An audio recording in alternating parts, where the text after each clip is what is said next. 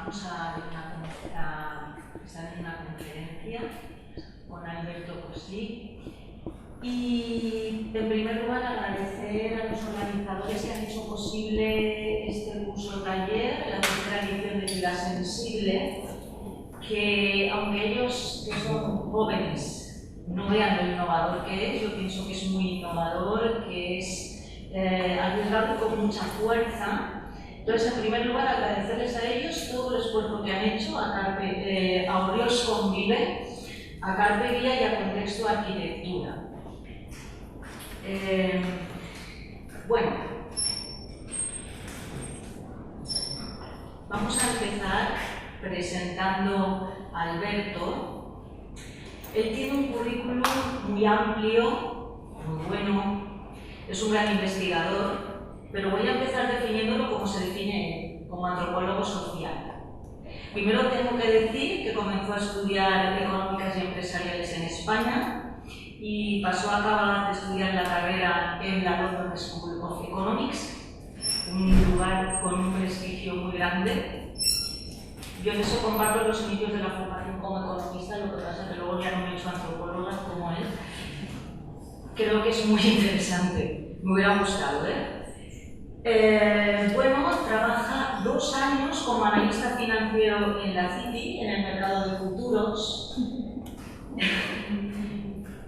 Pero no le acaba esto y empieza, no le llena, y creo que es lógico, y empieza a estudiar antropología. Él sigue viviendo en Reino Unido porque estuvo viviendo allí 18 años. Estudia en Oxford, donde alcanza un doctorado, y si no me equivoco es profesor titular de Antropología Social en la Universidad de Manchester y investigador postdoctoral en la Universidad de Oxford. Después de 18 años decide regresar a España y pasa a ser investigador en el Centro de Ciencias Humanas y Sociales del Consejo Superior de Investigaciones Científicas y desde el año 2010 es coordinador en el área de Ciencias Sociales de la Agencia Nacional de Evaluación y Prospectiva. Como entenderéis, no lo tengo que apuntar porque es un currículum impresionante. Tiene 3 libros publicados y más de 36 o un montón de artículos científicos en revistas especializadas. Y bueno, la verdad es que su área de conocimiento, su área de investigación es compleja, es muy novedosa, pero como dices Alberto, si no me equivoco, proviene un poco de las ciencias del conocimiento, ¿no? De cómo se forma el conocimiento, cómo vamos formando ese conocimiento que está relacionado con el contexto en el que vivimos, tanto el lugar como la sociedad, es que todo se hace a sí mismo. Y esto de percibir que todo se hace a sí mismo y esta implicación entre la tecnología y la sociedad no es fácil.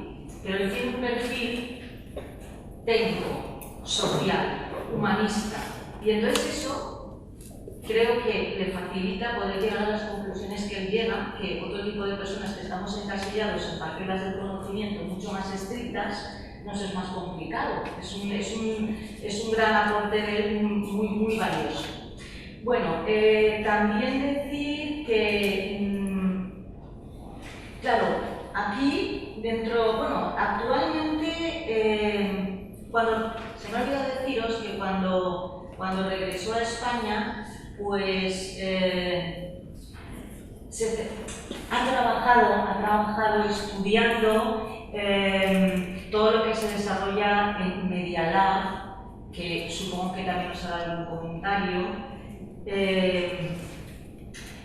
Bueno, yo hablaré de eso porque eres el que tiene que contaros la conferencia, y dentro de todo eso, en la actualidad, dentro de todo esto entra el campo del urbanismo, ¿no? El campo de cómo, aunque no es solo eso, cómo la tecnología va implicando en la sociedad y las posibilidades que eso conlleva de cara a cómo percibimos, cómo hacemos y cómo desarrollamos nuestra vida. Yo sé que no es solo tecnología, pero me gustaría, antes de que le empiece, poneros un ejemplo. No sé si es verdad, porque no lo he vivido en primera mano el hecho que voy a contar, pero se dice oído que cuando cae el muro de Berlín, en el año 89, pues una de las cosas que se produjo es que hubo como un vacío, empezó a pasar alguien el muro, luego empezó a pasar lo otro, alguien de guardia de seguridad llamó a alguien y dijo, pero aquí qué pasa, y hubo un vacío de leyes, de normas, y estuvo relacionado con el hecho que desde el lugar donde se produjo la decisión de qué se iba a hacer hasta que las personas que estaban en esa reunión llegaban a su casa, tenían 2 horas de coche y en aquellos momentos no había móvil. El mensaje es que si hubiera habido teléfono móvil, quizá las cosas del muro de Berlín no se hubieran desarrollado de la misma manera que se desarrollaron. O sea, la tecnología nos afecta, la tecnología nos comunica y claro, eso ya permea completamente en la sociedad. Alberto nos va a hablar de un urbanismo abierto, ¿no? de un hardware, no sé cómo mezclar hardware, tecnología, open source, todas estas prototipos, funcionar la ciudad. Yo la verdad es que leyéndote y estudiándote puedo decir que la ciudad es un prototipo en sí, que se va haciendo, ¿no? ¿Sí? Bueno, pues con esto, porque la conferencia la tiene que dar él, los dejo. Nos va a contar muchas cosas y luego se abrirá un turno de preguntas, ¿de acuerdo? Para que compartamos todas estas cosas. Pues nada, os dejo con Alberto. Bueno, muchas gracias, Alicia. La verdad es que lo fastidioso de estas introducciones es que aquí en adelante es todo cuesta abajo, porque es difícil estar a la altura de la introducción. Quiero hablar en la charla, quiero presentaros un problema. Y este problema es un ensayo, es una manera de relatar nuestra ciudad, la ciudad contemporánea, o por lo menos algunas dimensiones de la ciudad contemporánea, tal y como la encontramos en Valencia, o nos la encontramos en Madrid, o nos la encontramos en distintas partes del mundo. En algunos sitios esta ciudad está más cuajada, algunos de estos proyectos, una de las cosas de las que voy a hablar, han cristalizado y son más fáciles de ver, hay más ejemplos de ello, y en otras partes hay menos ejemplos de ello. Pero me interesan un poco las tendencias, las líneas de fuga que caracterizan este nuevo tipo de urbanismo. El relato que voy a ensayar aquí con vosotros hoy versa sobre sitios como este que está aquí encima de mí, sobre el campo de Cebada, que es un solar de unos 5.000 metros cuadrados, quizás algunos habéis oído hablar del campo de Cebada, que está en el centro de Madrid, en el barrio de La Latina, al lado del antiguo mercado de la Cebada. Solar que en el año 2011, el mismo día del 15M, una serie de vecinos y colectivos de arquitectura deciden ocupar. Y desde entonces a nuestras fechas, a través de un contrato de cesión, pues se ha ido transformando. Y por allá han ocurrido todo tipo de cosas, desde talleres de construcción, de autoconstrucción de mobiliario urbano, festivales de cine, una universidad popular. Lo interesante de este espacio es que, de un lado, es un proyecto de participación ciudadana, de dinamización de comunidades. Entonces podríamos contar el ejemplo o el caso del campo de Cebada desde el lenguaje, la literatura, desde el vocabulario conceptual de la dinamización de la participación ciudadana. Por otro lado, sin embargo, el campo de Cebada también es un objeto, un complejo objeto de cogestión en la gobernanza. O sea, la administración ha cedido el espacio. Esa cesión del espacio, no necesariamente en un principio con una dotación presupuestaria, pero que la dotación presupuestaria que a lo largo de los años ha ido menguando y desaparecido, esa cogestión del espacio no iba acompañada del pago de la gestión de las infraestructuras y los servicios básicos como la luz y la electricidad. Con lo cual, que estos 5.000 metros cuadrados también podrían ser entendidos. Podríamos generar toda una complejización, una problematización del campo de la ciudad desde la perspectiva, por ejemplo, de la innovación social o de las nuevas maneras de gobernanza urbana. Hay una literatura distinta, en algunos puntos se superpone, pero no necesariamente interpela directamente a la de la gobernanza urbana. O, por supuesto, podríamos hablar del caso del campo de Cebada y en Madrid se ha movilizado mucho este discurso como un ejemplo de movimientos sociales, asociaciones de barrio, asociaciones de vecinos reclamando y recuperando un espacio. Y para eso también hay una literatura, la literatura de los movimientos sociales, que suele encarnarse en uno de los eslóganes más famosos que ha desplegado esta literatura y estos procesos reivindicativos, es el del derecho a la ciudad, ¿no? El campo de Cebada como una cristalización de un derecho a la ciudad por parte de cierto tipo de colectivos. Entonces tenemos muchos discursos que se pueden desplegar a la hora que se despliegan con efectividades varias a la hora de hablar de un sitio como este. Y hablo de este sitio como uno de los muchos sitios que pueblan España al día de hoy, que generan procesos participativos, de gobernanza mixta, de reivindicativos similares. Entonces podríamos hablar, pues eso, desde la participación ciudadana, desde la complejidad de la cogestión, la gobernanza de procesos urbanos, desde movimientos sociales, etc. Pero yo quiero hablar hoy, quiero desplegar, quiero ensayar con vosotros un discurso distinto. Probablemente que no conduzca a ninguna parte, pero que creo que en el ejercicio de problematizarlo así, de invitaros a pensarlo de esta otra manera, que ahora voy a entrar en detalle, creo que salen las preguntas que nos solemos hacer sobre el urbanismo, sobre la ciudad, sobre lo que significa la ciudad como objeto complejo, si no radicalmente nuevas, por lo menos se desplazan ligeramente esas preguntas. Y ese discurso que quiero poner en escena es el de la historia de la ciencia. Quiero invitaros a que estéis conmigo. ¿Qué pasaría si un cacharro como este, es un sitio como el campo de Cebada, como esta es una plaza, como el solar de Orriols que incluso estaba antes de venir aquí? ¿Qué pasaría si lo pensamos como un experimento científico? Y al pensarlo como experimento científico, uso la palabra experimento y la conjunción experimento científico en toda su potencia, o sea, no metafóricamente. ¿Cómo se ha pensado la ciencia, la experimentación científica en la historia de la ciencia? ¿Qué sabemos, más o menos, que todos los procesos de experimentación científica desde el siglo XVII, que es cuando emerge por primera vez el primer gran experimento desde finales del siglo XVII, desde finales del siglo XVII hasta nuestros días, cuando los científicos se han sentado a hacer experimentos, ¿qué es lo que han desplegado, que han puesto en escena? Y aquello que han puesto en escena y que supuestamente atraviesa toda la historia de la ciencia desde entonces a nuestros días, ¿se podría decir que se cumple aquí? Bueno, pues esa es mi pregunta. Porque creo que si de alguna manera podemos decir que sí, o la respuesta no está en el no, como va a ser lo que hace un biólogo en un laboratorio o lo que hace un químico en un plato Petri, como hace lo mismo, pero los estándares son otros, los protocolos son otros, el lenguaje es otro, la metrología, las maneras de medir son otras, estamos hablando de otra cosa. Bueno, pues yo digo, bueno, pues si demostramos que no necesariamente estamos hablando de otra cosa, pues a lo mejor resulta que lo que ocurre en un sitio como este, que en historia de la ciencia, a las culturas de los científicos, ¿no?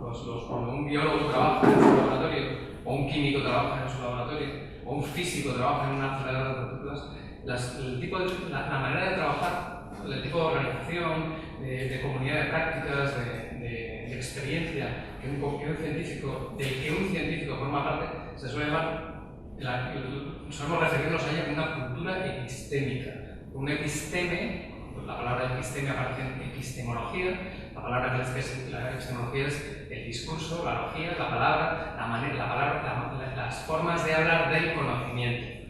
Esta debería ser como una unidad de conocimiento. Una cultura epistémica es la cultura de aquellas personas que se juntan a producir conocimiento de física, conocimiento de química, conocimiento de biología. Pues podríamos decir que la cultura epistémica de un sitio como el campo de Cebada o el solar de Orriols es simétrica, es decir, tiene tanta validez como la cultura epistémica que generan los urbanistas o los arquitectos en el ayuntamiento, o la cultura epistémica que generan los politólogos o los geógrafos en las universidades. Es decir, simetrizaríamos, le podríamos a la par a la gente que trabaja en estos proyectos con sus pares interlocutores que generalmente en la mayoría de los procesos urbanísticos se les supone expertos. Esto es un tema importante. ¿Qué significa la cultura? La mayoría de los procesos urbanos, los ciudadanos, asumen un papel de legos vis-a-vis los expertos, el experto que viene del ayuntamiento. Pero si resulta que conseguimos articular un discurso teórico que pone a la par la cultura epistémica, es decir, las formas de conocimiento de los ciudadanos con las formas de conocimiento que generan los urbanistas, pues eso nos transformaría los modelos con los que normalmente pensamos ciudad. Y eso es un poco así en 10 minutos de introducción lo que quiero intentar poner en escena.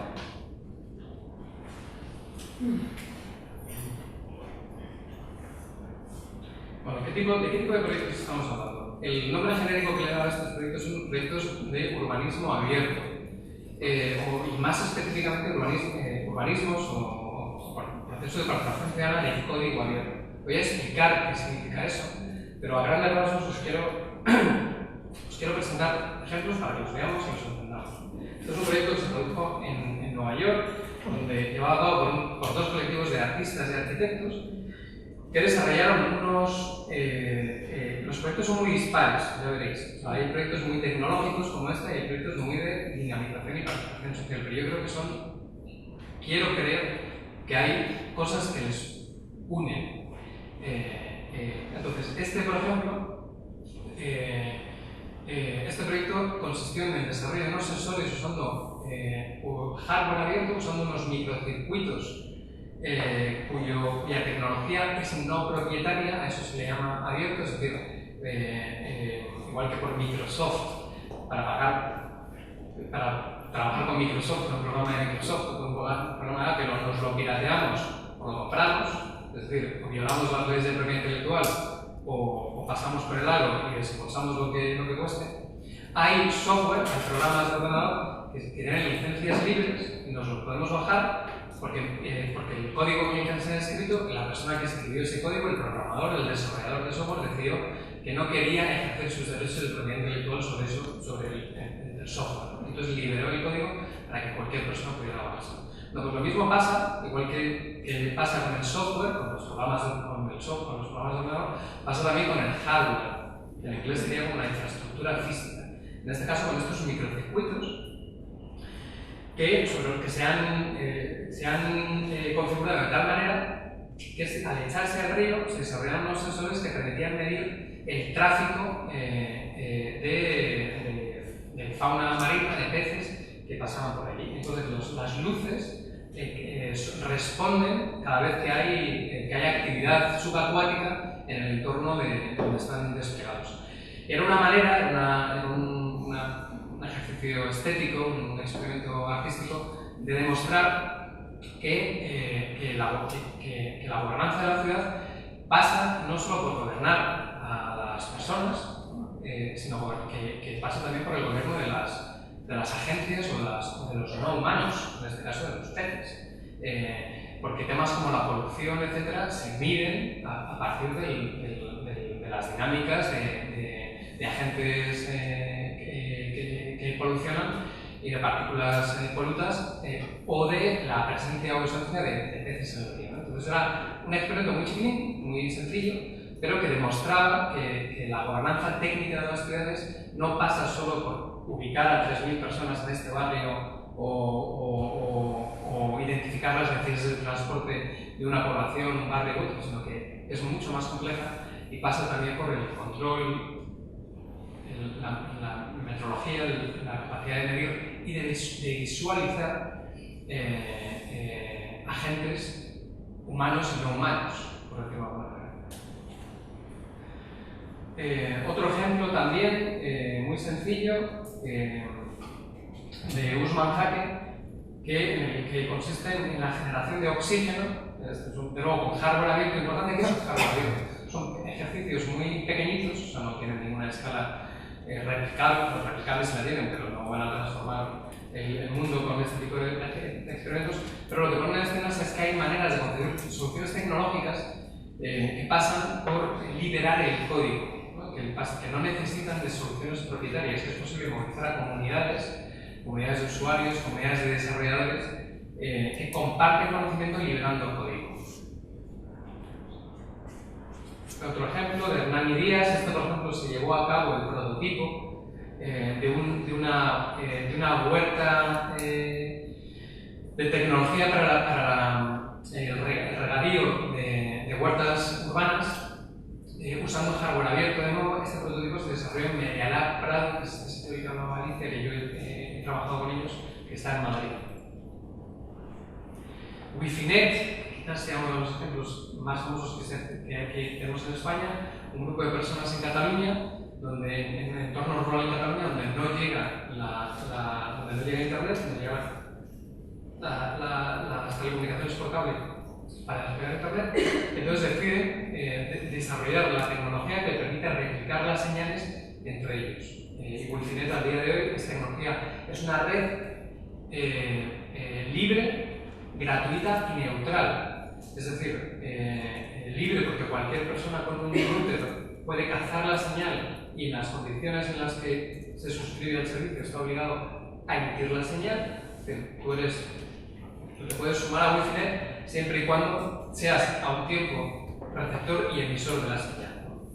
Porque si no la red serías un consumidor más, estarías aprovechándote de la señal que te llega a ti, pero no estarías sirviéndose a la terceros.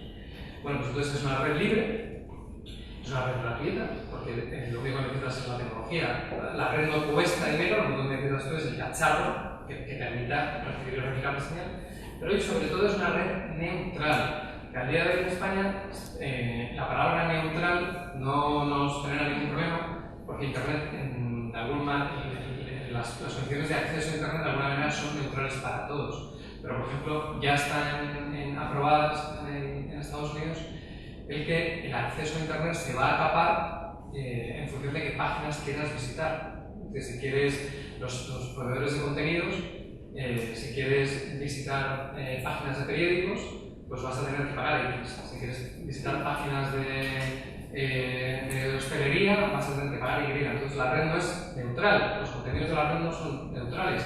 En función de qué quieras visitar, vas a tener que pagar más o menos. Pues Wifinet es totalmente neutral. Y si algún día en España los grandes operadores de telecomunicaciones decidieran implementar una red no neutral, pues Wifinet seguiría siendo neutral. O el campo de cebada. Pues otro ejemplo. O acampada al sol.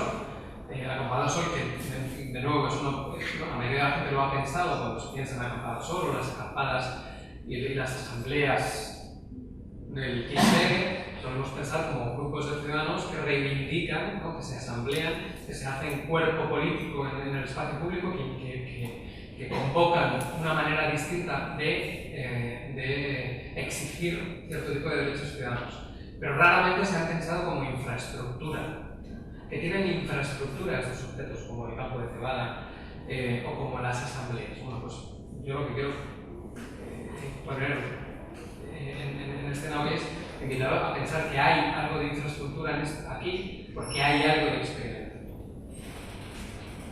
Bueno. Entonces, para pensar esto como experimento científico, para pensar todo este tipo de ejemplos y los que se os vengan a la cabeza que sean análogos a estos, como un experimento científico, ¿qué tenemos que hacer? Bueno, pues lo primero que tenemos que hacer es suspender las categorías por las que normalmente pensamos la realidad. Es decir, tenemos que estar dispuestos a reamueblar nuestro aparato conceptual y darnos cuenta que la ciudad de repente empieza a poblarse de sensores, artefactos, dispositivos, interfaces, redes, mobiliario, relaciones que quizás configuren un urbanismo distinto del que veníamos conociendo. Hay dos maneras básicas de relacionarnos con los objetos que ponen la ciudad.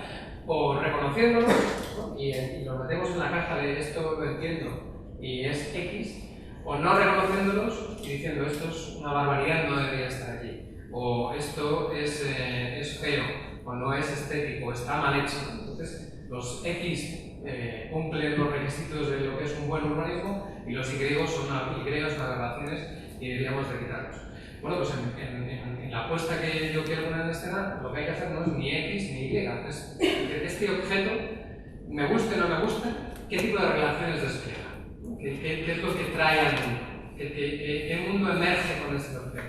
Por ejemplo, con el paseo que nos hemos dado por los ríos, la autocaravana que hemos visto, pues sería relativamente fácil colocarla en la caja de las X o en la caja de las Y, pero a lo mejor resulta que lo que se pretende con esa autocaravana es traer otro mundo. ¿Qué tipo de mundo se intenta traer ahí?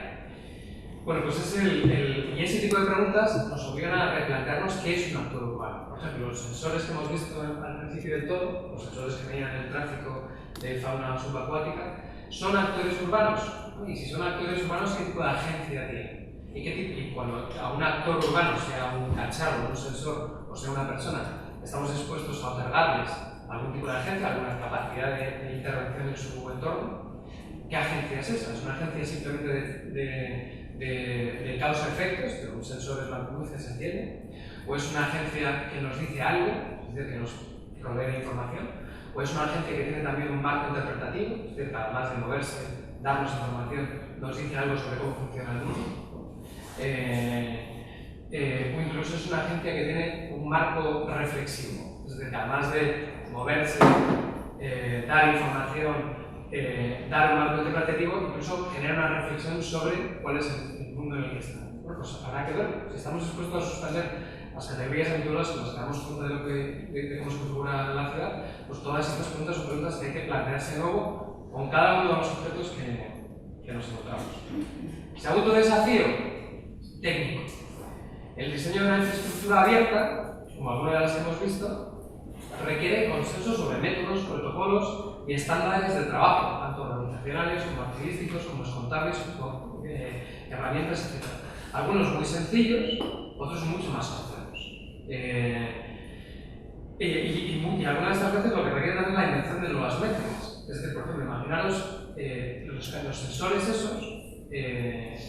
Algunos de esos sensores, hoy no he traído ningún ejemplo, pero hay un proyecto muy conocido a nivel mundial que se llama Earth Edge Quality, que es un proyecto de hardware abierto que se está desarrollando por comunidades en todas partes del mundo, que lo que quieren hacer, lo que están haciendo es desarrollando sensores para medir la calidad del aire.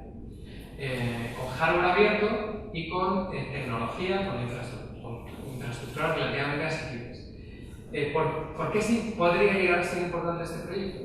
Pues porque los sensores de calidad del aire, si llegamos a conseguir, si estas comunidades llegan a conseguir que funcionen y funcionen bien, pues van a empoderar a las comunidades, pero en el fondo a todos nosotros, a todos los ciudadanos, a generar mediciones métricas sobre la calidad del aire y por tanto de la polución en las ciudades, probablemente antitéticas o en todo caso contestatarias del tipo de mediciones que generan las administraciones. A mí el Ayuntamiento de Madrid me dice que la calidad del aire en Madrid es buena. Lo primero que dice, más de no creerme, a lo mejor lo que tengo que hacer es decir, bueno, buena, pero ¿y dónde? ¿Y por qué? Pues ¿dónde? O sea, ¿por qué es buena? Pues porque los sensores que el Ayuntamiento de Madrid los tiene en la casa de campo, en el Retiro y en otros sitios. Entonces son 5 sensores que generan una topología de información muy específica. ¿Qué pasaría si yo puedo tener en mi casa un sensor que mide la calidad del aire y nutre de información, sube esa información a un espacio web donde se cruza esa información con el sensor que tú tienes en tu casa, con el que el otro tiene en su casa, ¿no? Y de repente empieza a complejizarse ese objeto que es el aire de Madrid. Bueno, pues para eso, como ideal está muy bien, pero hay que inventar, uno, el sensor, trabajar sobre el sensor, 2, la infraestructura que comparte la información, 3, la manera de visualizarlo, que requiere un esfuerzo inventivo importante. Y nos obliga a plantearnos también cuestiones legales y sociotécnicas. Es decir, ¿qué tipo de objeto? Esto, por ejemplo, es muy fácil verlo en el caso de las infraestructuras urbanas, las físicas. Por ejemplo, los parques, los juegos infantiles. Si los ciudadanos pudieran empoderarse para diseñar y fabricar el mobiliario de un parque infantil, ¿qué tipo de objeto sociotécnico y legal es eso? ¿No? ¿Quién asume quién es la responsabilidad que tiene subsidiaria si llegara a pasar algo en ese parque infantil y se cae? Entonces, estos objetos nuevos, algunos no pueden tener grandes implicaciones técnicas y legales, pero otros puede que sí, y desestabilizan el marco jurídico y normativo a través del cual las administraciones normalmente dan cuenta de qué es una ciudad. Una ciudad como objeto normativo, como objeto que tiene su encaje en la ley, es una cosa muy específica. Cuando empiezas a poblar esa ciudad de cacharros que no entran dentro del marco de la ley, pues o se cambia la ley o hay que entrar en un proceso de negociación con las administraciones. Y finalmente, político. ¿no? ¿Qué consecuencias tiene que una comunidad de usuarios asuma las competencias de gobernanza sobre un medio infraestructural? Por ejemplo, los sensores de medición de la calidad del aire. ¿Qué es el espacio público cuando alguno de sus estratos, interfaces o dispositivos de intermediación son competencia de grupos de ciudadanos? Cuando la ecología de una ciudad es cuidada por los propios ciudadanos. De nuevo, el caso de los sensores de medición de la calidad del aire es paradigmático. ¿Qué es lo público y, por tanto, dónde está el bien común de la calidad y cuál es dónde se decide que el aire tiene una calidad buena o tiene una calidad mala? ¿Cómo se define el bien común o el bien público en ese punto? Si resulta que la tecnología que nos permite complejizar la manera de medir la calidad del aire es otra, pues a lo mejor el objeto bien público se empieza a transformar. ¿Y cómo deberían de responder las administraciones a todo esto? La reacción por default, las administraciones hacen por costumbre, es decir, prohibido. Esto ni hablar, porque me desestabiliza, me cambia las normativas, no lo entiendo, ¿no? Por el prohibido. Pero por mucho que se prohíba, la mayoría de las veces no se van a dejar de hacer. Entonces, a lo mejor lo que habría que empezar a hacer es abrir espacios de problematización, que es lo que está en juego aquí, ¿no? Habrá proyectos que parecen menores y triviales, pero que, aun siendo menores y triviales, ponen en juego nuevas categorías. Y cerrar los ojos ante lo que está ocurriendo no soluciona los problemas. Es más, genera más problemas. Entonces, a veces las administraciones sería conveniente no solo que estuvieran atentas a cómo estas comunidades de ciudadanos están generando nuevo conocimiento, sino a qué tipo de implicaciones políticas tienen. Y no vetarlas o cerrarlas, sino redefinir el marco de conversación o interlocución en el que esa forma de hacer política pueda asumir cierta representación. Bueno, entonces, ahora voy a la parte del... entonces quiero hacer tres cosas, ¿no? Esos tres desafíos que hemos visto: el desafío conceptual, el desafío técnico y el desafío político. Y quiero verlos, iba a decir deprisa, o voy a intentar decirlo deprisa. El desafío conceptual, en el fondo, es de lo que os quiero convencer es que estos son experimentos científicos.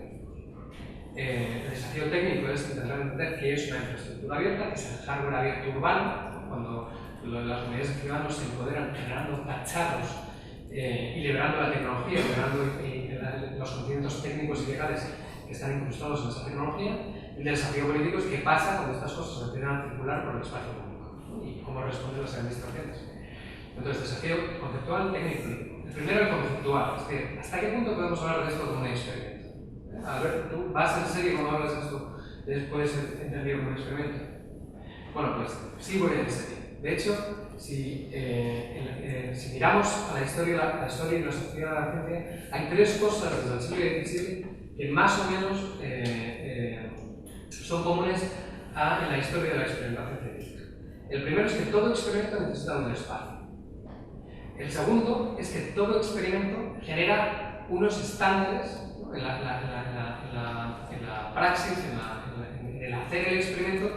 Los experimentalistas, la gente que está haciendo el experimento, necesitan los estándares, ¿no? Oye, a mí me ha salido así, ¿a ti te ha salido igual? Sí, no, bueno, pues entonces ¿cómo sabemos si volvemos a replicarlo dónde está el bien y dónde está el mal? Si te ha salido bien o no te ha salido mal.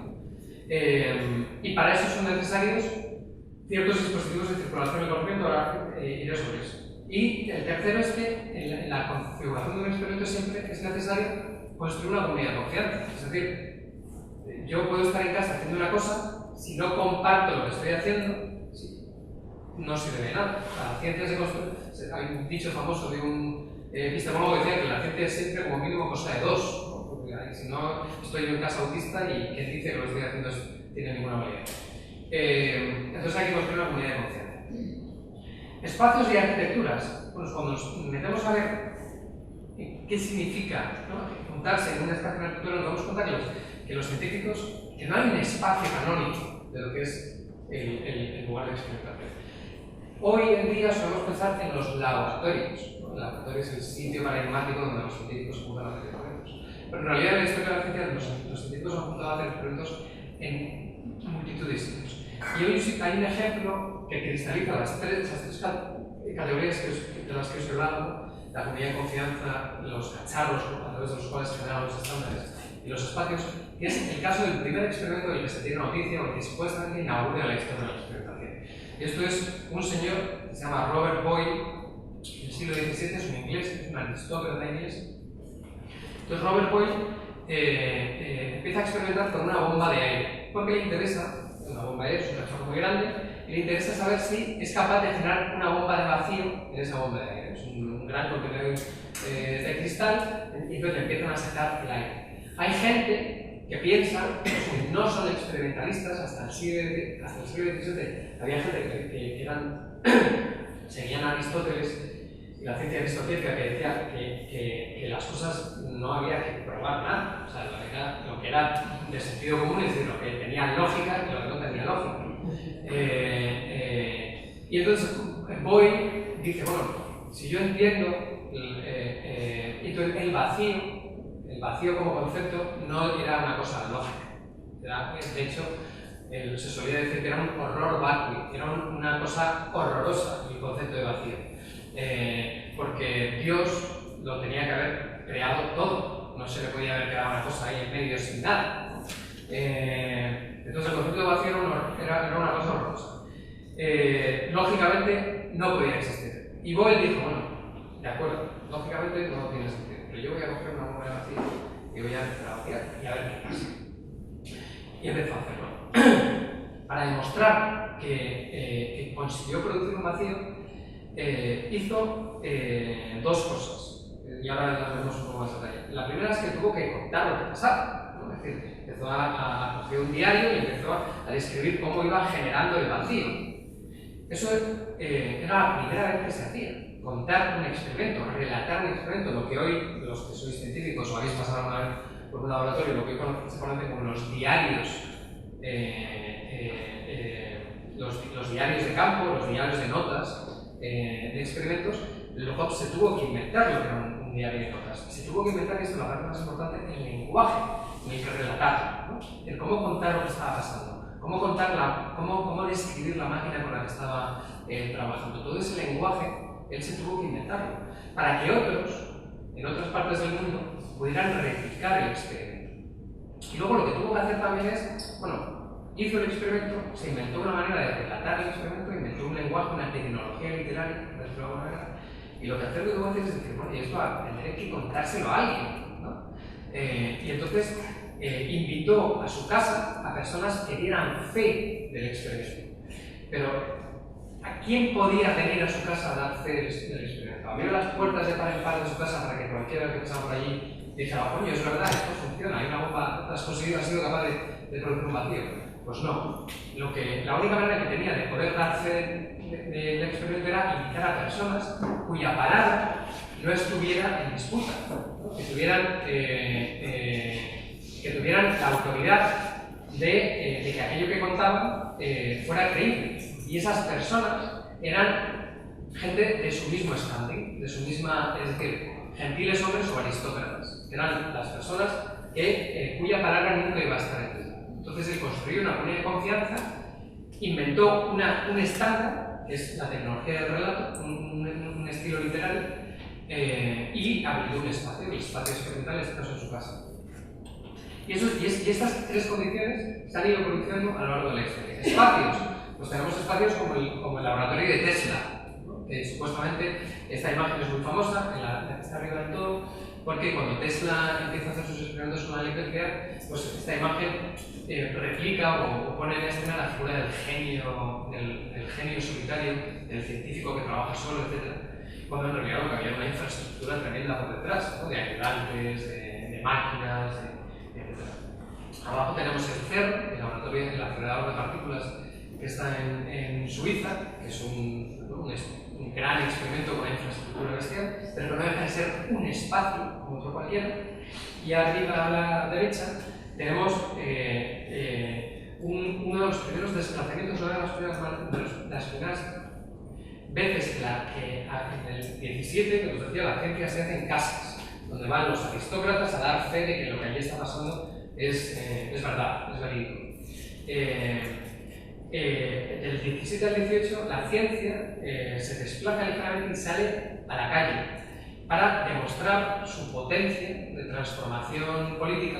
Entonces los experimentos se hacen en público. Entonces ahí veis un experimento que se hace en la calle, donde la gente iba a verlo, los mandatarios, los nobles, los reyes iban a ser testigos. O sea, cambia la comunidad de confianza, ¿no? Cambian los testigos. Estándares, dispositivos, medios de medida. Bueno, pues aquí vemos, por ejemplo, que efectivamente a lo largo de la historia de la ciencia el conocimiento ha tenido que circular de distintas maneras. Por ejemplo, la fotografía de arriba del todo es el ayudante de Robert Boyle, de este señor que hizo el experimento de la bomba de aire. Se llamaba Robert Hooke y llegó a ser un gran científico en sí mismo. Y una de las cosas que hizo fue el primer gran microscopista, empezó a usar el microscopio. Y entonces, cuando miraba por el microscopio, lo que veía, cómo lo contaba, cómo tuvo que generar toda una manera de contar. Y decidió que la mejor manera de contar lo que veía era pintarlo, dibujarlo. Entonces, de nuevo, desde el 17 al 19, uno de los estándares que se pusieron en circulación en la ciencia fueron los dibujos. Por ejemplo, en botánica. Al día de hoy la botánica sigue apoyándose sobre los dibujos. Los grandes botánicos del mundo siguen dibujando las plantas en las expediciones que hacen. Todos estos instrumentos, todos estos medios, fueron maneras de hacer circular mi conocimiento. Y la comunidad de confianza y testigos. Pues ya os lo he puesto, el diario de arriba, los dos primeros diarios son los diarios de Robert Boyle. Es curioso, por ejemplo, la profesión de periodista. Los primeros periodistas, tales como los conocemos hoy, empiezan a emerger en el siglo XVIII. Y son gente que tiene que recurrir a un estilo literario para contar en sus viajes cosas que la gente que vive en la metrópoli, pues si ellos iban, por ejemplo, en las grandes expediciones al sudeste asiático, los periodistas tenían que contar cosas y la gente que vivía en Londres o en Frankfurt o en Ámsterdam tenían que creerles, ¿no? Porque ¿cómo creo yo que lo que tú has visto en los mares del sudeste asiático es verdad o es mentira? Bueno, pues el lenguaje al que recurrieron fue el de los científicos. O sea, el lenguaje del primer periodismo se apoya en el tipo de género literario, el tipo de manera de contar historias, de los cuentacuentos, por así decirlo, de un Robert Boyle. Entonces ahí vemos que generar una comunidad de confianza siempre tiene detrás generar una habilidad para contar historias, una habilidad para contar historias. Por ejemplo, yo creo que una de las cosas de las que hemos sido testigos nosotros, y sobre esto voy a volver más tarde, en estos últimos 6 años, es la aparición de un nuevo género literario, que es el de contar cosas a través de las redes sociales. Cualquiera que siguiera el 15M desde sus orígenes hasta nuestros días habrá visto que las personas que demostraron cierta habilidad a la hora de contar lo que pasaba en el 15M, en Twitter, en Facebook, etc., pues se han ido instalando como personas de confianza. Algunos incluso jefes del periodismo, por ejemplo Juan Luis Sánchez, su director del diario, entonces no era su director del diario, era una persona que contaba lo que veía en las plazas. O Estefan Grueso, un videodocumentalista, de nuevo no era periodista, una persona que empezó a experimentar con los teléfonos móviles, con Twitter, con el video streaming en directo, nuevas maneras de reportar en directo, nuevas formas de reportaje. Entonces, todos, en el fondo, solo estos experimentos suyos solo han funcionado, podríamos decir que han funcionado en la medida que ha habido comunidades que querían lo que les estaban contando. O sea, que han sido capaces de generar una comunidad de confianza en torno a eso. Entonces, eso serían las 3 condiciones que son necesarias, hemos visto a lo largo de la historia y sociología de la ciencia, que son necesarias para dar por buena la aparición de una práctica experimental. Podríamos decir que la experimentación social experimental también, ¿no? Porque al final yo he hablado de Robert Boyle, que hizo un experimento de una bomba de aire, he hablado de Nicolás Tesla, que jugaba con la electricidad, etc. Pero ahí la experimentación social, de ahí a lo que ocurre en las plazas, es un asunto totalmente distinto. Pero pues una de las cosas que hemos visto en los últimos 30 años es que en realidad la experimentación social no es tan distinta. Lo único que cambia son algunos los términos de articulación. Por ejemplo, mientras que los científicos naturales, cuando se ponen a investigar, cuando intenta ver si es capaz de expulsar todo el aire de la bomba de aire y si por tanto existe el vacío, lo que intenta construir es el vacío como lo que en inglés se dice un matter of fact, o sea, como un hecho empírico. En las comunidades sociales, el objeto que se intenta construir no es tanto un objeto empírico, como un objeto que nos concierne a todos, lo que en inglés se llama un matter of concern. Es decir, hay comunidad allá donde nos aprieta el zapato. Si yo me movilizo por algo, si me interesa algo, y hay otros que se movilizan conmigo, ese cuerpo colectivo que de repente aparece, por ejemplo, y esto es muy claro, esto se ve muy claro en la historia reciente de la medicina. Las asociaciones de pacientes por cardiopatía, asociaciones del SIDA, ¿no? Las asociaciones de crónicos son gente que se ha movilizado y ha conseguido cambiar la investigación médica a partir de las necesidades que ellos tenían. Han conseguido que la medicina, que solo se interesaba por los hechos empíricos, se haya reconfigurado como proyecto de investigación en torno, además de los hechos empíricos, en torno a los intereses, a las comunidades de concernidos. Podríamos decir en este sentido que ha habido, o se está produciendo a día de hoy, una transición en lo que se entiende como un experimento. Mientras que antes la experimentación era sobre la vida, según la medicina, la vida en su acepción biológica, hoy la vida es el experimento. Es que son los pacientes los que dan un paso al frente y dicen no, o sea, no quiero que estudies mi enfermedad, quiero que me estudies a mí. Y hay una diferencia importante entre estudiar lo que a mí me pasa y estudiar conmigo. Esto, por ejemplo, es muy bonito la manera en que tienen de cifrarlo, de contarlo, los colectivos de diversidad funcional. Los colectivos de discapacitados, aunque a ellos el término no les gusta. Ellos dicen, nada sobre mí si no es conmigo. Si quieres, si hay propuestas de movilidad en la ciudad, ningún diseño que no sea con nosotros. Entonces, resulta que el experimento deja de ser sobre una comunidad y es de la comunidad misma. Y otra manera de decirlo, en el caso de este caso de las comunidades de diversidad funcional, es paradigmático, es que no se va a las comunidades a hacerles preguntas, sino que las comunidades, con las comunidades, se inicia la investigación. O sea, se pasa de ser una empresa de recolección de datos a una empresa colectiva.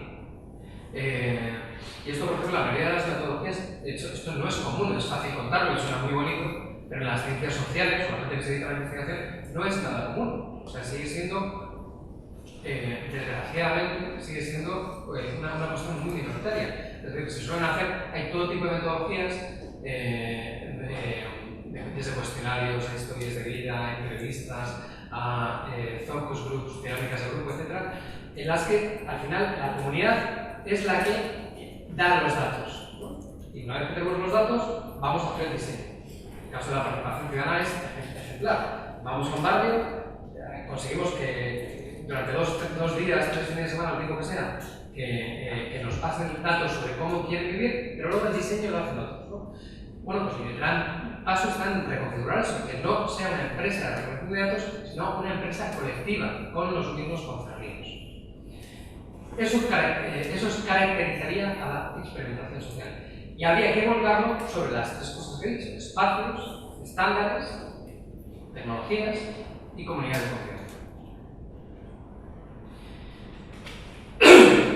Perdón. En el caso de la ciudad, ¿esto en qué se traduce?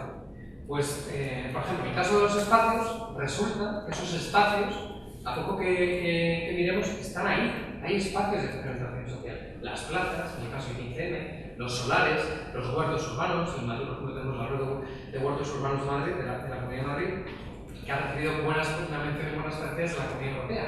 Pero resulta que sí, que esos sitios que normalmente en el urbanismo clásico, en geografía urbana, en la arquitectura, son vistos como, bueno, como cositas pequeñas, ¿no? Como déjales estar mientras lo molesten, pero no afectan la manera canónica de enfrentar lo que es una ciudad.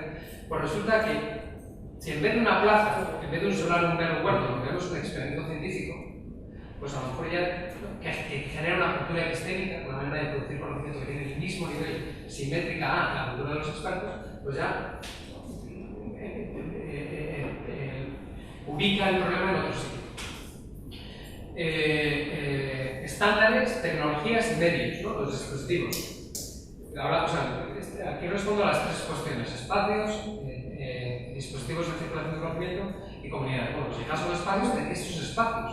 En el caso de las tecnologías y los dispositivos de circulación de conocimiento, pues tenemos el hardware abierto, ya os he hablado de las licencias libres, nuevos sistemas de inscripción en archivo y culturas logográficas, que es lo que os decía antes. Fijaros que esto es muy común. La mayoría, casi todas las culturas de expertos, todos los expertos tienen una manera de posicionarse en el mundo.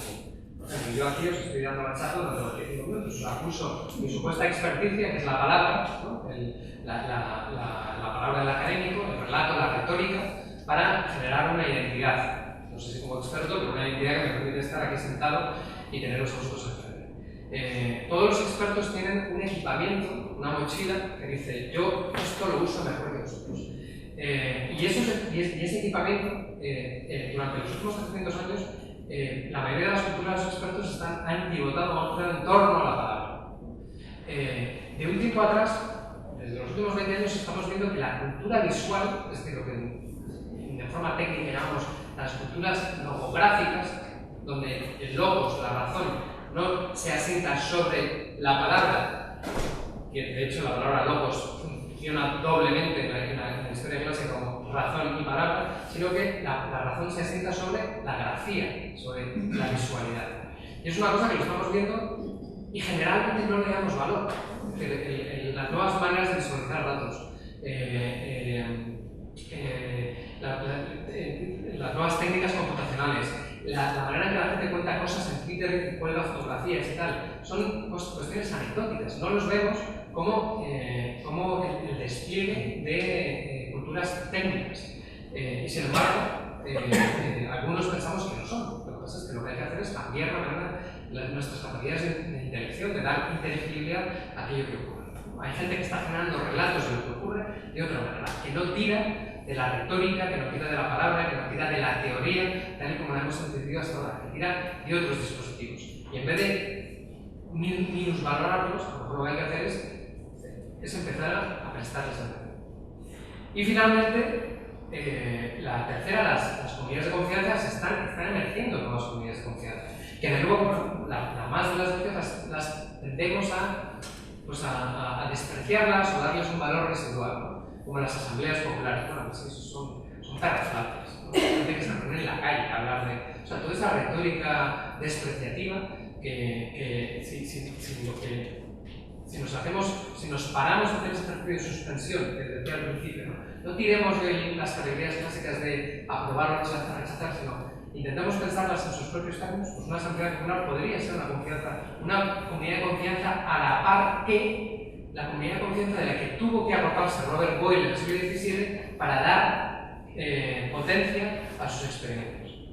O las iniciativas ciudadanas o el arte urbano. Bueno, hardware urbano, entonces, eso ha sido, estos primeros 20 minutos han sido para dar respuesta al desafío conceptual que os decía, ¿no? ¿Podemos pensar todos estos proyectos como experimentos científicos? Pues creo que sí, pero para eso tenemos que cambiar nuestro chip conceptual y arroparnos o equiparnos de otro vocabulario y de otra manera de enfrentar el problema. Bueno, pues hasta ahí.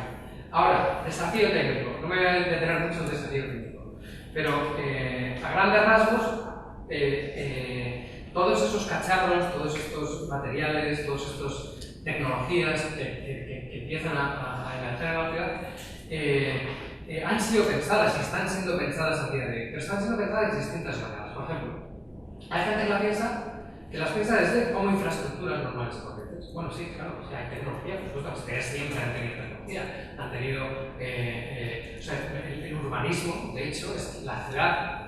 Esta es la concepción más propia de los urbanistas, que por supuesto desde el siglo XIX la ciudad es el gran vehículo de despliegue tecnológico en el mundo occidental. Las grandes infraestructuras de transporte, de telecomunicación, de movilidad, siempre han sido las ciudades. ¿Qué me vienes a contar tú a mí que tengo que prestar atención a las infraestructuras? Siempre he prestado atención a las infraestructuras. Y precisamente porque he prestado atención a las infraestructuras, hemos sido capaces de sensibilizarnos y pensar las ciudades como, por ejemplo, sistemas metabólicos. Es decir, cómo disponer de la basura, de los residuos. Precisamente porque siempre hemos tenido una sensibilidad a las infraestructuras, hemos sido capaces de diseñar las infraestructuras que son capaces de mover toda esa basura, reciclarla, etc. Esto que me estás contando no es nuevo. Las infraestructuras siempre han sido tenidas en consideración en el pensamiento urbanístico. O hay gente que hoy en día, toda la retórica de las smart cities, las ciudades inteligentes, pues de nuevo dicen, pues claro que hemos tenido en cuenta la tecnología.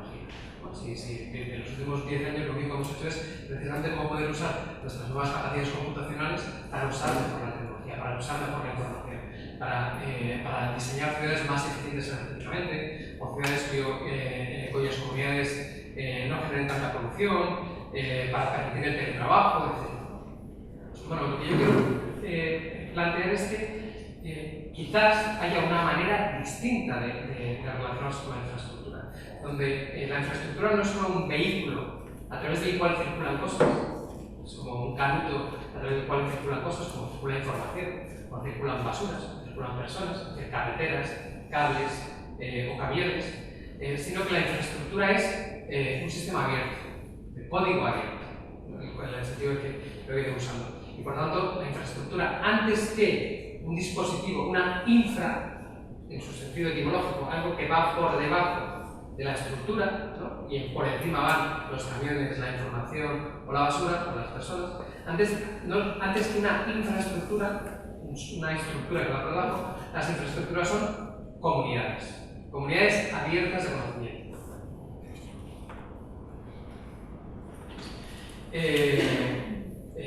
Eso nos obliga a pensar en qué significaría abrir las comunidades. Ya he pasado por ello previamente, pues abrir las comunidades significa, abrir las infraestructuras significa usar licencias abiertas, reproblematizar su estatus sociotécnico y legal, ¿no? Sus normativas, en el caso de las infraestructuras, en el espacio público, la responsabilidad civil subsidiaria, etc.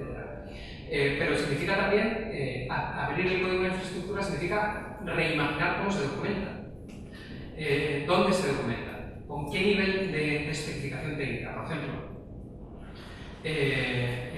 si yo quiero liberar el diseño de esta silla o de esta mesa, es realmente sencillo. Subo una serie de planimetrías, unos planos, a internet para que cualquier persona con esos planos pueda copiar el diseño y si vaya un carpintero y digo, quiero que me hagas esto. Pero ¿qué significa abrir el diseño? ¿Significa simplemente subir el diseño? O sea, subir la planimetría. ¿O significa subir la planimetría en un estándar, en un formato? Es decir, si yo la planimetría, los planos los hago en un programa que es, por ejemplo, como AutoCAD, es un programa muy caro, que quizás no todo el mundo tiene acceso a ese programa. Entonces, a lo mejor, abrir el diseño significa subir la planimetría, pero significa en un estándar, en un formato de archivo que no sea de AutoCAD, que sea de un programa que cualquier persona puede usar, que se pueda descargar libremente.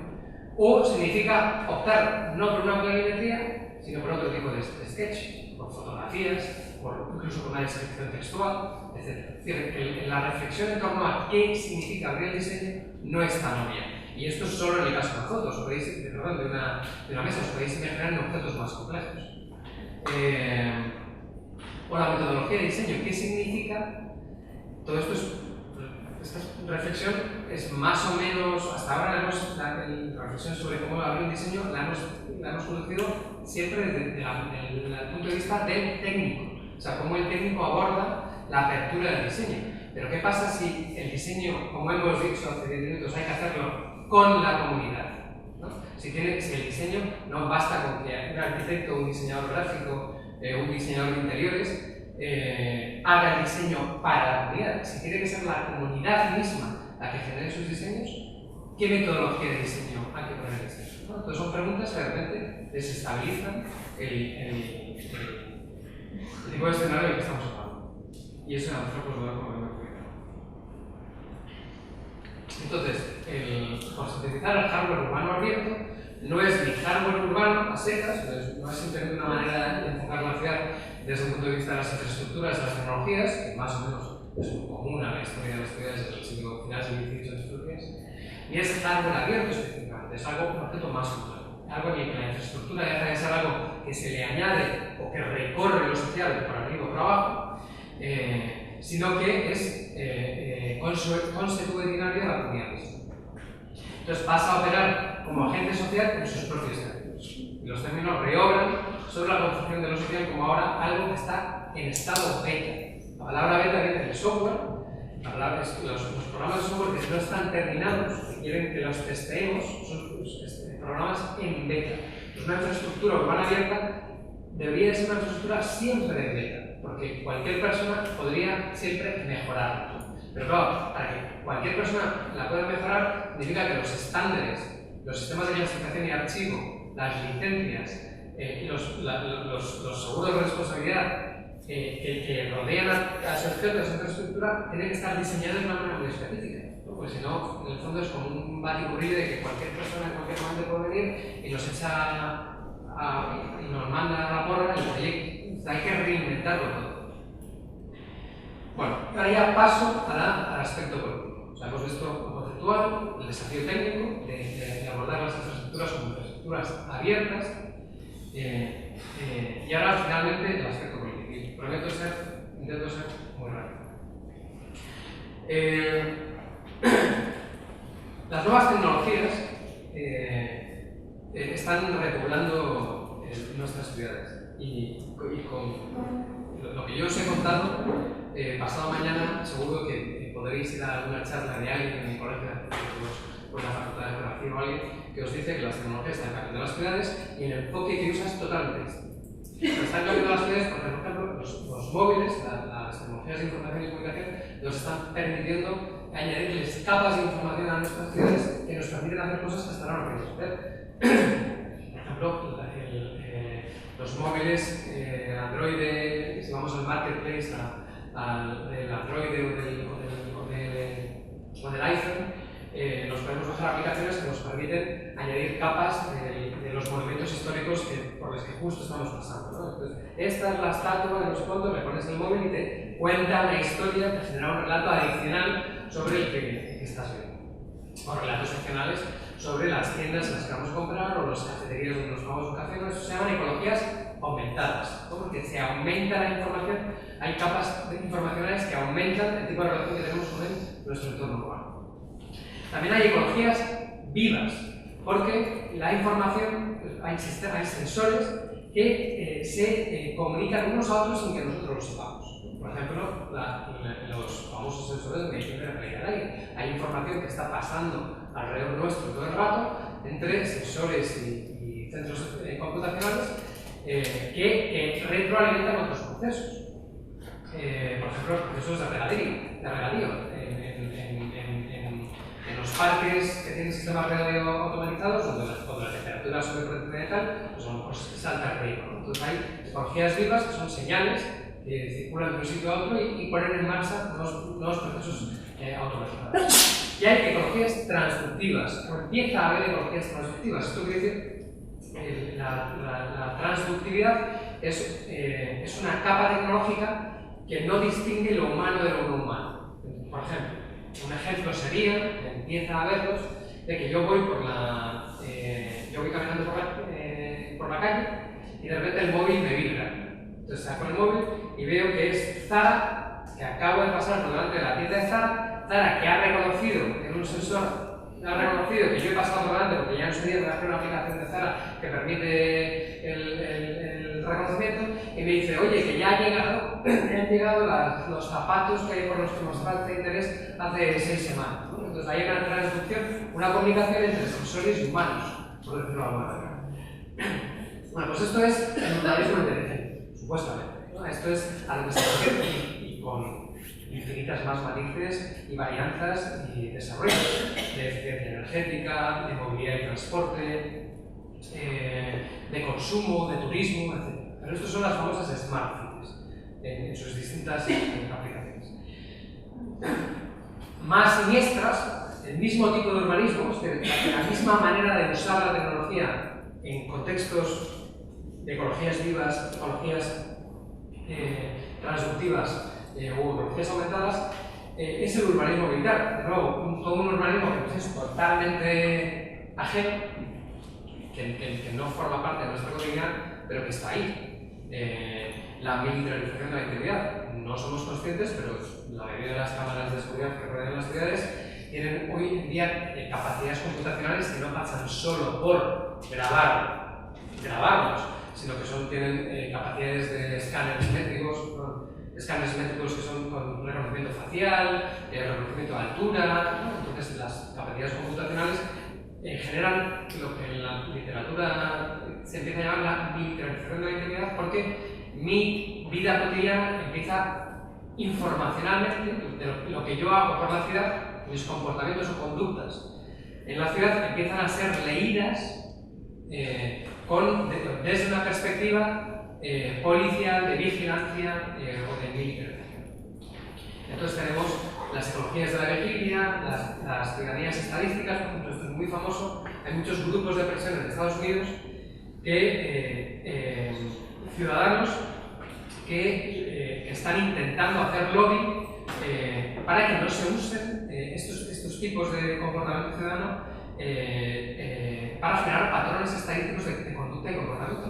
Por ejemplo, se empiezan a generar bases de datos donde caminar por la noche a ciertas horas empieza a ser sospechoso. Entonces, de repente, si tú sales a caminar a ciertas horas todas las noches, pues informacionalmente se genera un perfil sobre qué tipo de sujeto podrías llegar a estar. Entonces hay toda una ciudadanía estadística, ¿no? Tú ya no eres fulanito o menganito, sino que tienes una definición como sujeto urbano a partir de ciertos patrones estadísticos. Y esto, vamos, como estoy diciendo, a veces siempre la gente dice que deriva más ¿no? que manera de abordar una cultura que deriva más conspiratorial. Pero vamos, o sea, creo que si algo han demostrado los últimos 2 años con Wikileaks y todas estas cosas es que efectivamente eso está ¿no? Todas las escuchas, el traspaso de datos de los grandes operadores a National Security, a la agencia de inteligencia norteamericana, etc., es una cosa cotidiana y normal. Lo que pasa es que no somos conscientes. Bueno, pues frente a esos ambientes inteligentes, o sea, esa manera de entender la ciudad desde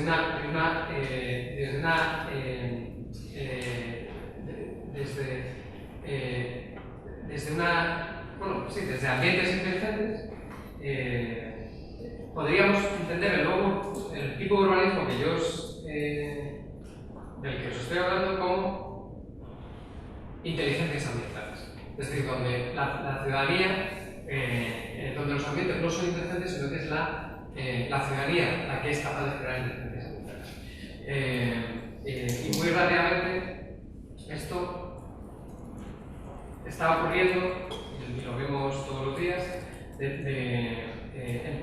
3 maneras y en 3 dimensiones. La primera es que somos testigos de una nueva manera de generar, o sea, en teoría social, los sociólogos nos encanta la palabra de encantamiento, porque desde principios del siglo XX, el padre de la sociología contemporánea, un señor que se llama Max Weber, decía que nuestra sociedad, la sociedad occidental, era una sociedad desencantada. Estaba una sociedad plagada de hombres y mujeres individuales, aislados, en condiciones que apenas nos comunicábamos unos a otros, que estábamos lo único que nos dedicábamos era trabajar.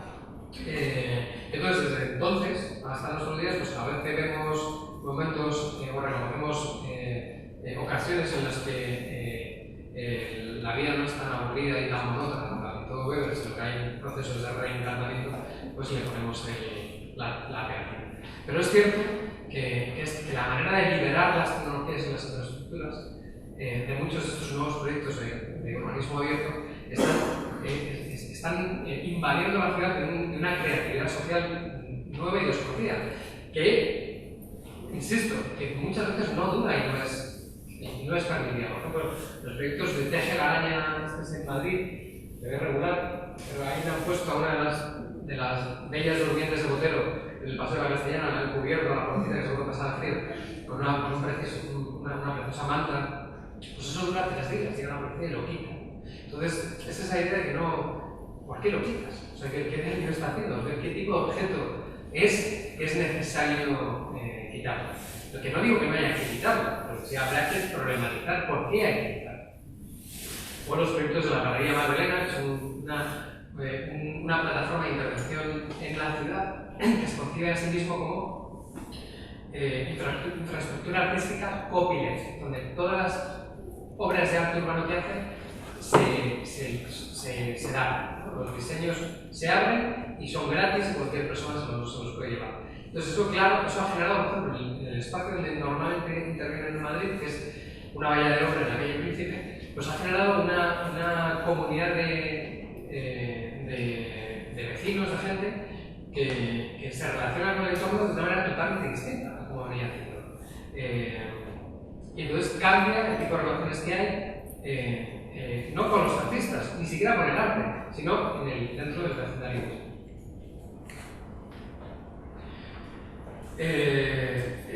Y empezamos a ver, de nuevo, ¿no? Desde esta óptica, de la óptica del urbanismo experimental, empezamos a ver que muchos de los actores que estamos acostumbrados a tenerlos en la ciudad, pero los empezamos a ver desde otro lugar, ¿no? Es decir, las asambleas, los colectivos, los campos, como el campo de cebada, los huertos urbanos, las mesas ciudadanas, las asociaciones de vecinos, empiezan, no son el actor tradicional que reivindicaba cierto tipo de derechos, un cierto tipo de presencia en la negociación colectiva sobre la ciudad, sino que son ahora generadores de un conocimiento simétrico, ¿no? que despliega conceptos propios, tecnologías propias y capacidades políticas propias.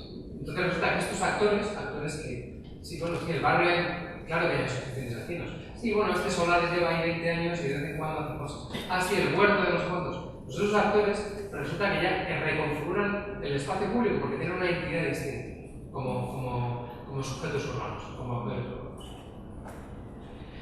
Y con esto termino, y creo que el tipo de política que estos actores, esto sí que es una especie de envite, el tipo de política que estos actores ponen en escena es distinto y a mí, como me gusta pensarlo, es como una infraestructura de aprendizaje. Es decir, si de verdad nos tomamos en serio lo que estas comunidades hacen como prácticas epistémicas, es decir, como experimentos cuya soberanía o cuya soberanía epistémica o su capacidad de producir conocimiento está a la par de las comunidades tradicionalmente expertos, entonces no basta con escucharles ni con generar espacios de interlocución. Lo que hay que hacer es abrir mesas de aprendizaje en conjunto. Incluso mejor, diseñar infraestructuras de coaprendizaje entre las administraciones y estos colectivos. Y aquí os pongo 2 ejemplos, que en realidad es casi el mismo ejemplo. El primero, aquí a la derecha, las mesas de City Kitchen. City Kitchen es una iniciativa de 2 colectivos de arquitectura, un centro de arte público que hay en Madrid que se llama Intermedia está en Matadero, y hace unos 3 años, junto con 2 colectivos de arquitectura, hace unos 4 años varios actores de Madrid ponemos en marcha una cosa que se llama la Mesa Ciudadana, que es un espacio en el que invitamos a cualquiera que se quiera personar a venir a hablar sobre el tipo de urbanismo que al calor del 15M empezaba a aparecer por Madrid. para conocernos unos a otros, para pulsar las necesidades, para entender a qué intereses respondían unas y otras iniciativas muy dispares. Algunas iniciativas eran iniciativas artísticas que lo que hacían era intervenir sobre un mural, como la Galería de Magdalena, que es la Valla de Obra. Otras eran asociaciones de vecinos de toda la vida, que tenían urgencias o necesidades muy específicas. Otros eran colectivos de arquitectura, que trabajaban de la mano de asociaciones de barrio, en fin. Pero todos vienen a esa mesa y en la excitación y al calor del 15N, pues empezamos a conversar. Y resulta que muestran interés por esas primeras conversaciones, nos reunimos cada 15 días, muestran interés algunos técnicos del Ayuntamiento de Madrid. Entonces se decide articular un espacio de conversación y de reflexión entre esos técnicos que vienen a título propio, que no vienen como técnicos del Ayuntamiento, y las distintas iniciativas ciudadanas, colectivos y asociaciones de las mesas ciudadanas. Y a este espacio se le llama City Kitchen. Entonces, y durante los 2 últimos años nos hemos reunido varias veces en las mesas de City Kitchen. Las mesas de City Kitchen, que quiere decir en inglés cocina urbana, las mesas han diseñado como una especie de menú. Entonces, la primera reunión eran los aperitivos, la segunda reunión eran el primer plato, la tercera reunión los entremeses, así hasta el postre. Y en cada reunión se ponía encima de la mesa una serie de problemas.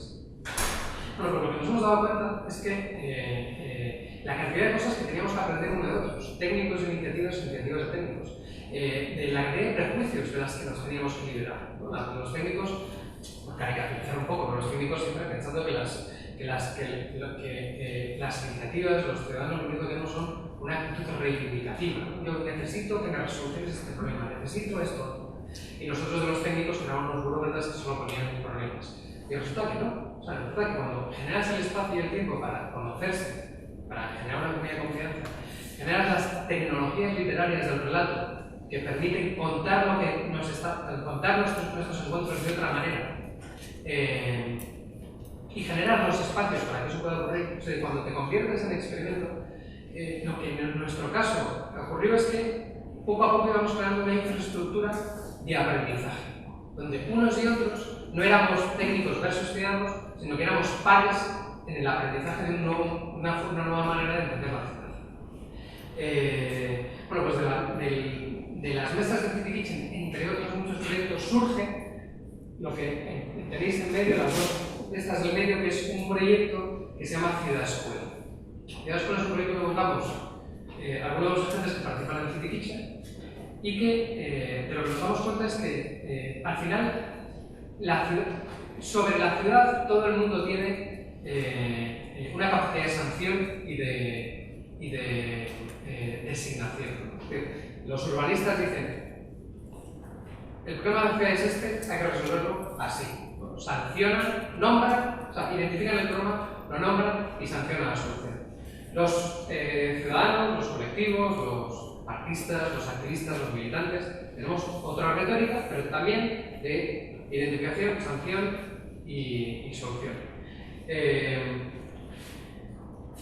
Las comunidades, la gente que está haciendo cosas en la ciudad, sea con interés reivindicativo o no, también hacen, ¿no? Sancionan, nombran y proponen soluciones.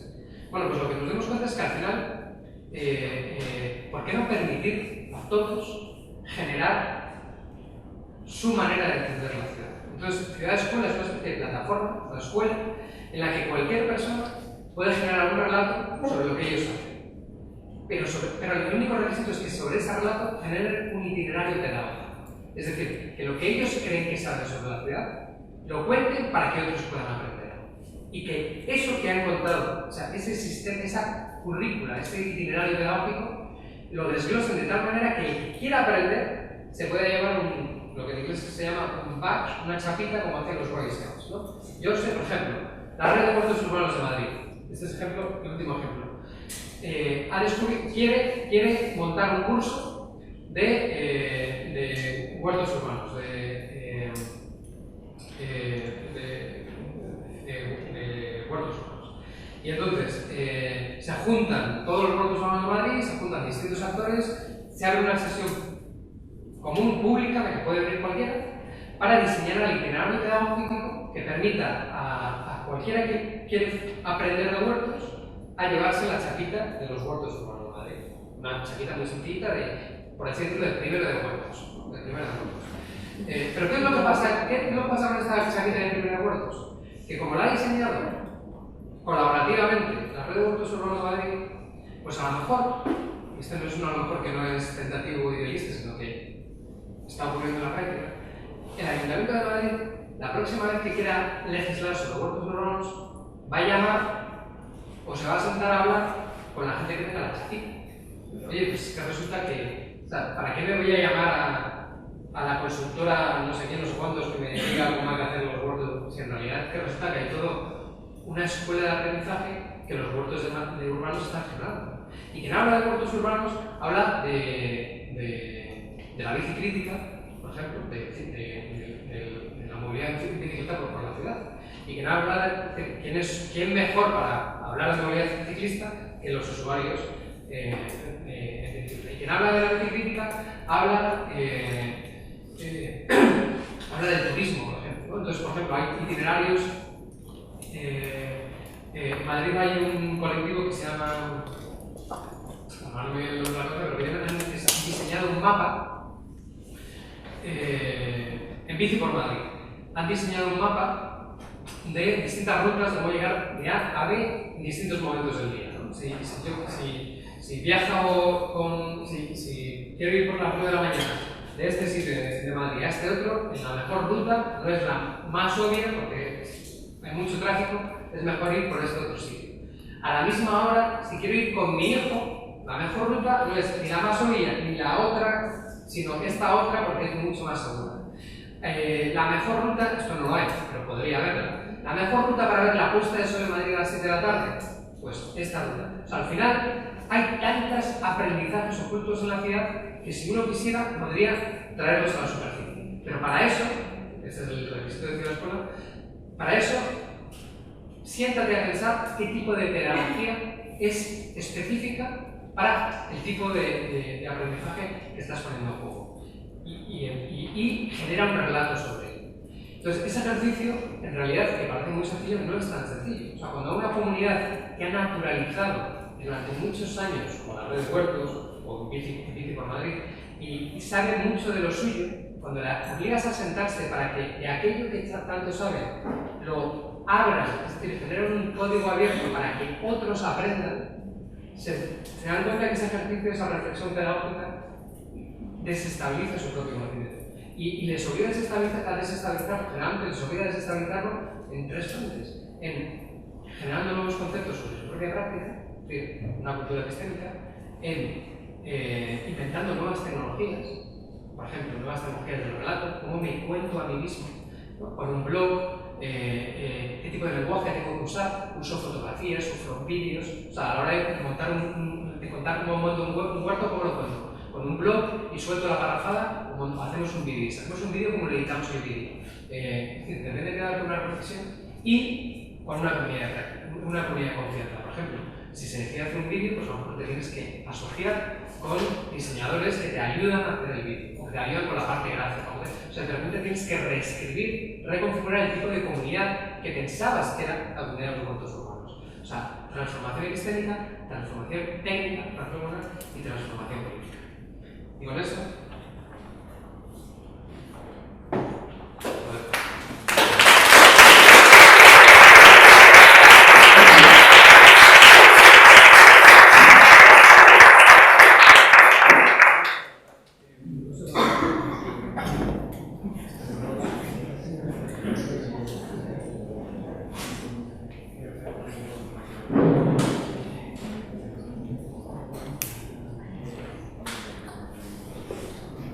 estamos mirando el tiempo con lo que podemos hacer.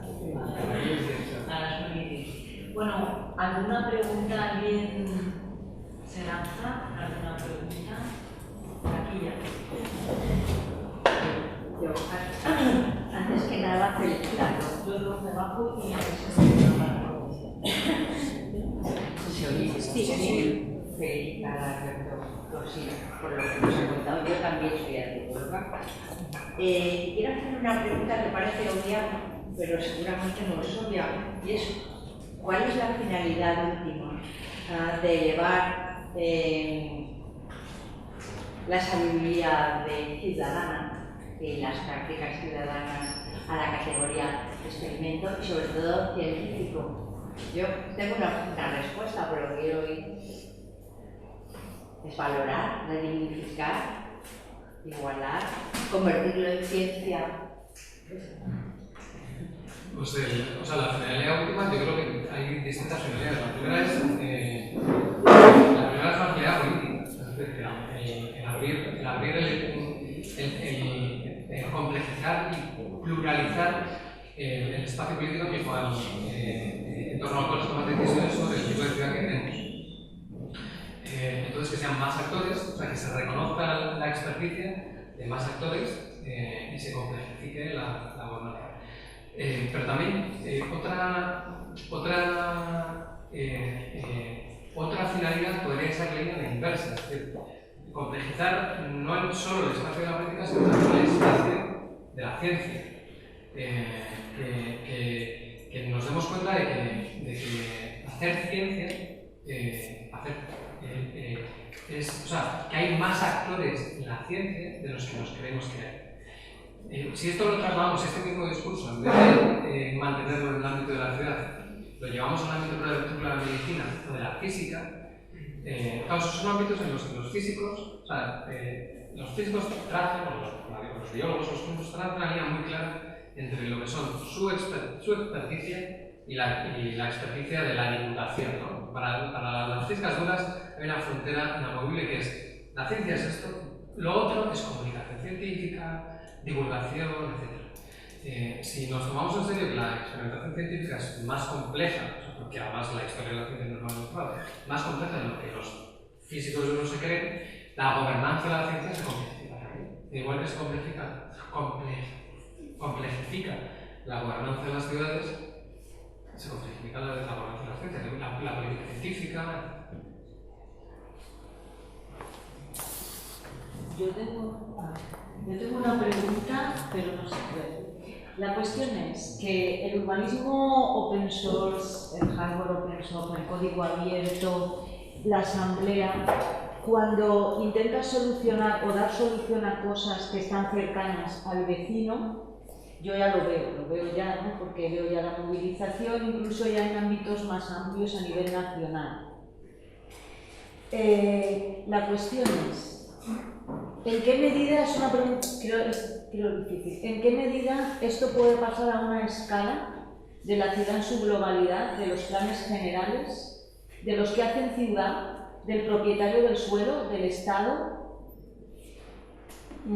Creo que debido a tener un bagaje más técnico, más condicionado por eso, me cuesta mucho ver el salto hacia lo global, ¿no? hacia el punto ese global.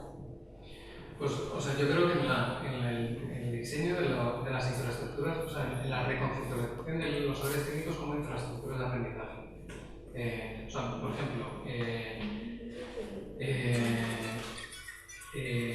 esto es muchas veces más fácil verlo en sitios donde pareciera que menos tiene que ver con lo que nos toca, ¿no? Por ejemplo, las políticas de gobernanza sobre los territorios aborígenes en Australia.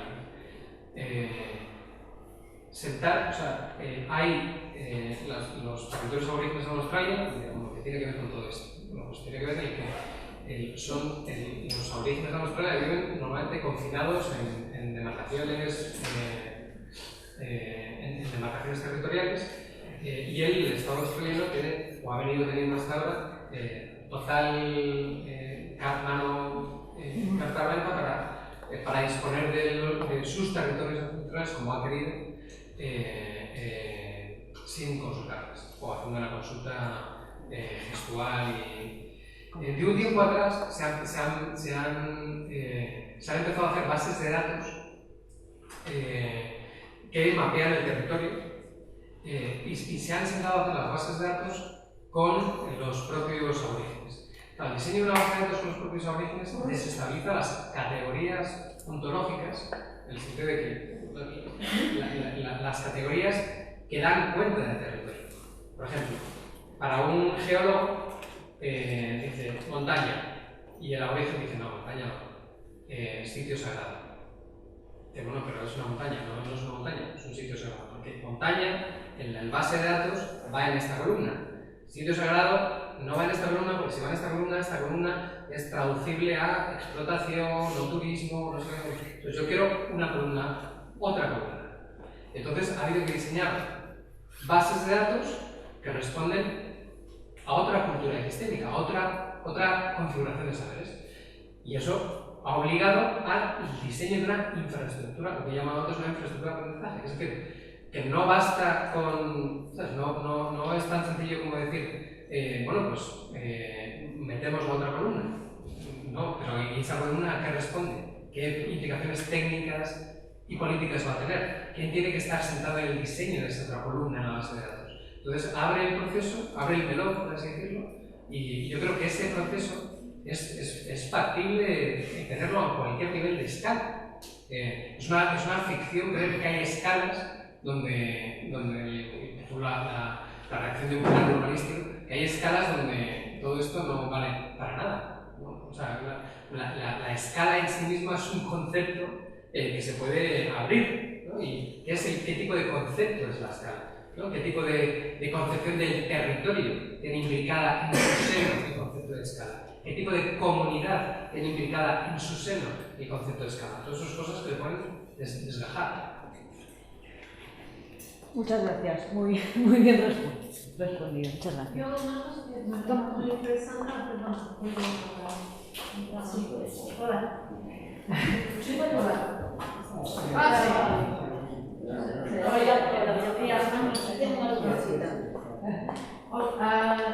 Me parece muy interesante lo que, hablando de las comunidades educativas, ¿cómo las llamamos? Escuelas de aprendizaje. El problema que yo veo es la participación, ¿no?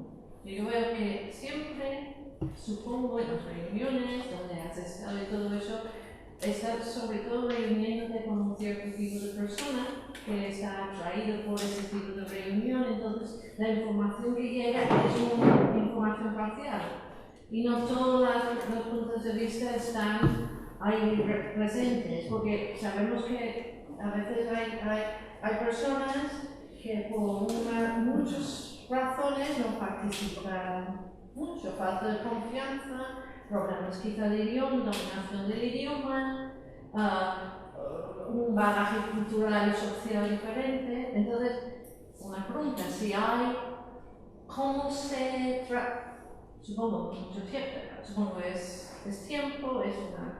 Pero ¿cómo se acerca, cómo se hace llegar a esas personas?